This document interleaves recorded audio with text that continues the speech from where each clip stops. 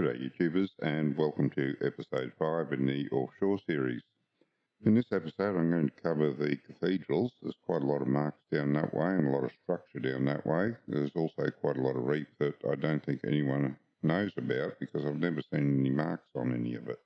On the way down to the cathedrals there's also a lot of fishing spots, and I don't know what they're called, so they're not included in the title, but we will cover them as we go down towards the cathedrals. Just not knowing the name of it, the whole video is just called the cathedrals, but these initial areas are well north of the cathedrals. So let's just jump straight into the video. Before we start going down that way though, I just want to overlay some screenshots here. One from the bathymetry of the area that we've been talking about, and another one from my application where the surveyed reef areas are marked. With that, the fishing marks that I've given you already, and some that I haven't talked about yet, but we will get to in future episodes. I'm just going to overlay these with some transparency so they flip between each of these shots and you can get an idea of how they all interact. They're not lined up 100% because the images have come from different sources. I've done the best I can to line them up, but you might notice that flat rock is just slightly off between the two images. The Stradbroke seems to be pretty good, but they're lined up enough, I think, to give you the general idea. I'll just switch back to my application for a minute just to explain what we're seeing here. In this first shot, with the brown blotches all over the place, that is surveyed reef area. You might notice on the extreme right-hand side, the areas have quite a straight line. That indicates the limit of the data that I was able to obtain. The reefs extend further out into deeper water, but I don't have any data on them. This next image is another survey. It's a different survey that was taken and shows some of these shallower reef areas. I suspect these are rocky reef areas, but there was no information on that in the survey data that I got. However, it does give you an idea of fishing areas. We've already talked about marks on some of these. Some of these have got no marks on them, and we will come back to them in a later episode. And this image just combines the two. As you can see, some of the survey areas overlap. I'm not really very good with the names of colours, so I'm just going to tell you right now, I'm going to call these brown and light brown. I'm sure you'll be able to figure out which colour I'm talking about from that description. The lighter brown is one survey, the darker brown is another survey. The darker brown survey goes out into much deeper water than the light brown one. In most cases, as we go further north, the light brown one has some interesting survey information going out further. But for now, we're just looking at this area here that we've already spoken about and giving you an idea of places that should be of interest to you. I'll just take this combined map and overlay the fishing marks that I've spoken about, as well as some that we haven't covered yet, so that you can see how that relates to the underlying reef structure that's been surveyed. It's quite interesting. A lot of these marks do correspond to the underlying reef structure. There is some underlying reef structure that doesn't have any marks on it. That'll be the subject of a later video towards the end of this series. But I will just single out two of those areas for mention right now, and that is because they are inside the green zone around flat rock. So if you notice them and you think you'll go and try fishing there, don't. It's inside the green zone, and if you get caught, you're going to get fined. I've had the white ellipses flashing over the two spots that I'm talking about, so just to identify them for you, and the inset there shows you them in relation to the green zone around flat rock. They are inside. I've got some marks here for a reef. These aren't my marks, they're marks that I picked up. However, I do know this reef well. I fished it fairly often when I had the wave dancer. It was a reef that we just went over slowly with the sounder on, found some pinnacles or fish and stopped and fished them. Not something that we ever really kept. Back in those days, we didn't really ever keep marks. We kept a few marks that gave us a general area, but we didn't keep marks that we went to that mark and fished. We had a mark for a general area, and then we sort of motored around a bit and found where the fish were. And that's still the way I do it. These marks that I've been giving you in all these videos are not marks that you just go and anchor up on that mark and fish. You go to that mark, motor around, find the fish, and then you fish on it. And that's what we do here. I'm going to spend a little bit of time on this area because it's been really productive, and you'll see why shortly. I'll just overlay the area of the reef here in this shot so that you can see exactly where the marks lie in respect to that reef. In my opinion, the mark on the extreme right-hand side is a little bit too far away from the known reef to be a valid mark. It could well be. As I say, I don't have my own marks for this area. I do know the reef's there. I have fished it, and I would have thought I'd be closer to that reef. But maybe that mark's good, so if you're in the area, it wouldn't hurt to go and have a look at it.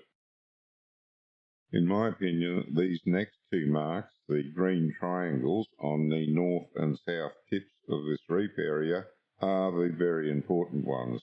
This is the sort of thing we used to do in wave dancer. We'd go up to one end of the reef and we'd zigzag down to the other end of the reef, looking for the fish to structure, not going to any particular mark. So these two marks, as I say, these are the important ones. Zigzag between them and see what you can find on your sounder. That's how you'll find the fish. It was somewhere on that reef where you see the white ellipse flashing that I had a very, very memorable catch. I don't normally take pictures of my catch. I don't remember most of them, but there's one or two that I don't need a picture to remind me about. One of the boys was with me and he thought it was that unusual. He insisted we get some pictures of it when we got home, so we did that, and I've got the pictures here. But I remember every detail of that catch. As usual in those days, we just motored around the area where we knew that there was some reef until we found some pinnacles, and that's where we fished. Don't have the GPS mark for it because it's lost in the old GPS sounder that we had on the wave dancer. I was fishing with a 20-pound mono line, a paternoster rig, an 8-ounce snapper sinker on the bottom of it, and a single 8.0 J hook with a whole squid as bait. It was the first drop of the day, and I hooked the Emperor first.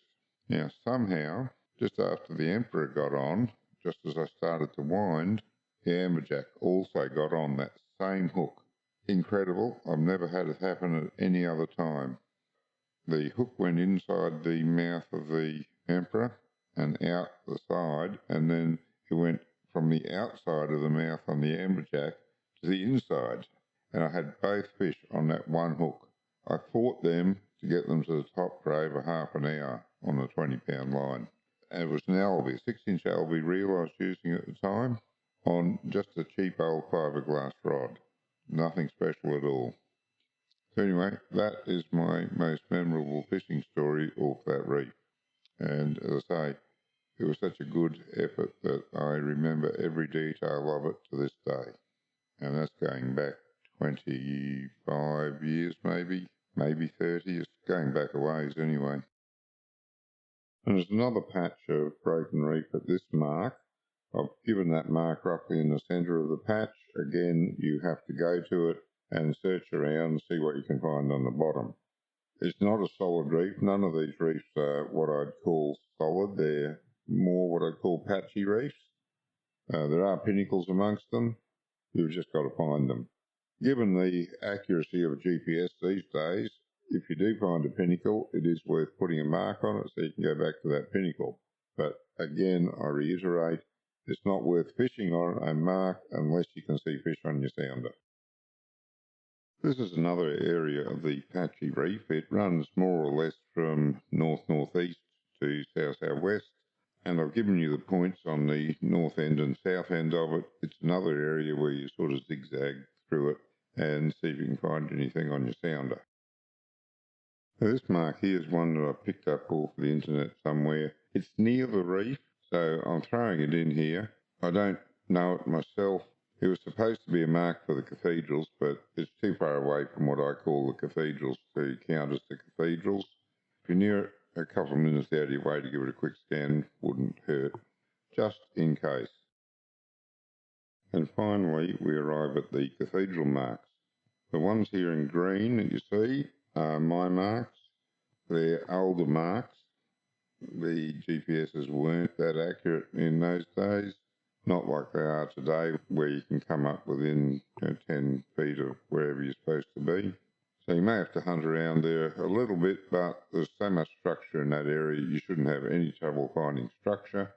The main issue is going to be hunting around the structure long enough to find where the fish are hiding. It's always worth spending the time to have the hunt, unless all you want to do is sit out there and have a line in the water and relax. That's fine too. But if you want to catch some fish, find them on your sounder first. This next group of 6 marks I've picked up off the internet. They're a little bit away from the marks that I have fished. I think they could probably still be worthwhile having a look at them because they are in the area and there is a lot of structure in the area. I just happen to know the one line that is what I regard as the Cathedral Reef. But as I say, these are fairly close to it. They are called the Cathedrals. Maybe the reef's bigger than I was aware of. So if you're down in the area, they're probably worth going over and just having a look at, see if they're worth keeping or throwing out. I'll just overlay the bathymetry that I have on this area. It's only near the marks that I have that there's any bathymetry data, which makes me think I'm pretty right about my marks for the Cathedral Reef. There's no real bathymetry data over where the internet marks are, but that doesn't mean to say there's nothing there. It just means to say that they haven't gathered any sonar charts from that area. Most of the area offshore, there are no sonar charts for. As you watch my videos of the offshore region, you'll see I've marked areas of reef. Now that's the only areas that we really have any sonar data for. Doesn't mean to say that there's no reefs anywhere else. Just means they're the ones that have been scanned, often by a hydrographic survey done by the government, but also you get this information from the likes of Navionics charts when people upload their sonar data and they process it and put it back on our SD cards. I'll zoom in a bit on that bathymetry so you can have a good look at the area around those marks. As you can see, it's pretty wild country down there, for want of a better term, and the fish are going to love it. We'll just have a look at the marks that I have for the cathedrals in more detail and go through how I went about finding them. The 4 triangles here are what I have down as the top and bottom marks of the 2 lines that I used to follow to search for the fish. The crosses that I've given you are just the marks I had down on paper at one stage. It's not a mark you can go to and get fish. They just happen to be in the search line. But these lines are really what you need to do. You go to the top mark and sort of zigzag down towards the bottom mark on each of the 2 lines and look for the fish. I'll overlay a reef survey that I've gotten more recently over these marks just to see how they compare with the actual survey data. I'll zoom in a little bit to make it easier to see, and you'll notice a few things. First of all, the top line that I follow in searching this structure pretty much nails the reef in that area according to the survey. The bottom line, however, not so much. It starts well above the surveyed area of the reef, and the reef goes well below where I used to stop looking. Can't remember whether I stopped looking because I'd already found a spot, or whether I'd gone down as far as I thought the reef existed. Bear in mind, in those days, sonars weren't as good as they are today. All we had was 2D, and sometimes it was a bit hard to tell exactly what sort of bottom you were looking at. If we overlay the marks that I have for the cathedrals on it, I pretty much nailed the reef on these. All of these marks, except for one, are over surveyed reef areas. Just because this is the surveyed reef area doesn't mean there aren't patches of reef elsewhere. It's far too long ago for me to remember exactly why I put that mark there, but I think it's likely that that's an unsurveyed piece of reef. What I can do now, though, is add 2 more marks into the search line. I haven't used these marks at all. These are based entirely off the surveyed reef. So these marks here come straight off the survey data. Worth having a look. Zigzag between the 2 marks. There should be reef underneath you, and have a look for the fish. As I said, my spots are pretty much in agreement with the survey data for the reef area, except that the reef's bigger than I thought, which makes me a bit suspect on the marks that I got off the internet, the ones that were in blue that I showed you before, and I've got some more that I'm going to show you after. They're far enough away from any surveyed reef area that while they're worth a look, if you're going for the cathedrals, I'd stick with the green marks myself. There's plenty of area there. Even if there's a few baits around, there's plenty of area to fish. So that's the one I'd be going for. Okay, next, this is the mark for the wave rider buoy. It's the official latitude and longitude for the buoy. I have seen other marks put out purporting to be the wave rider buoy. I can only assume that their GPSs aren't quite accurate. But this is the official mark. Even if the buoy's a little bit away from it, once you get to this mark, you'll see it. You'll see it well before you get to the mark, actually. And fishing around the wave rider buoy, you'll pick up a lot of the pelagic species, Spanish mackerel, mahi-mahi, the wahoo, etc. Either float some baits out or have a troll around it. I actually prefer floating liveys out, but if you haven't got liveys, float some good quality bait out, or as I say, have a troll. I know a lot of blokes who won't do anything else but troll around these spots, pads and wave rider buoy. Personally, I don't have a lot of experience in trolling, apart from trolling in the bay for the skeel mackerel. I'm trying to get into trolling a lot more, but so far I haven't had a lot of opportunity.